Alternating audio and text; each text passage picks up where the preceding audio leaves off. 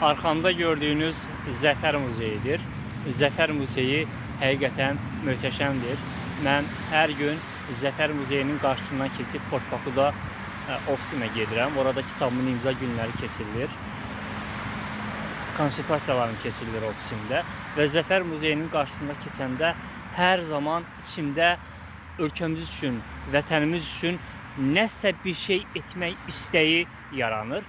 Və qarşıma çıxan hər bir insanlara çalışıram, xüsusən tələbələri, özüm kimi gəncləri, onlara özünə inamın, motivasiyanın, şəxsi inkişafın vacibliyini qeyd edir. Mən ən əsası da daxilimizdə olan o nəsə etmək istəyi ölkə üçün, vətən üçün, millət üçün onu izah edeyim. Bax, hər birinizin içində, buradan Zəfər Muzeyinin qarşısında deyirəm, nəsə etmək istəyi, qığılcımı alova çevrilə bilsə, inanın, bu ölkəmiz üçün çox böyük bir inkişaf alovuna çevrilə bilər.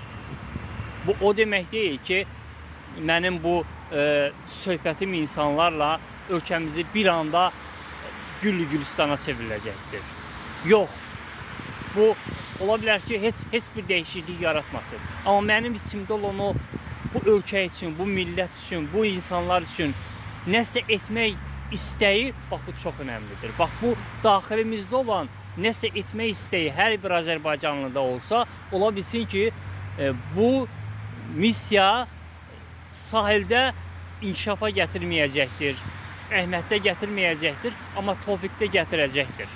Yəni, bu 10 milyonluq ölkədə hər bir Azərbaycanlının daxilində bu ölkə üçün, bu millət üçün nəsə etmək hissi, qığılcımı alova çevrilə bilsə, inanın, bu 10 min Azərbaycanlıda inkişafa səbəb olmasa da, 10 min birinci Azərbaycanlıda mütləq inkişafa səbəb olacaqdır.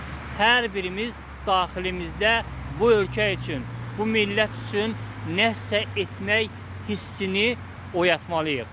Bax, bu oyanış çox önəmlidir. Sevgilər.